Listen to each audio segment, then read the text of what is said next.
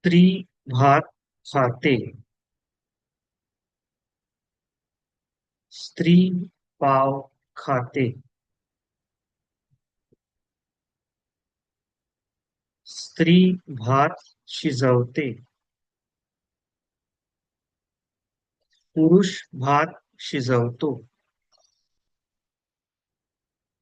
सुंदर फूल. कुरु फूल.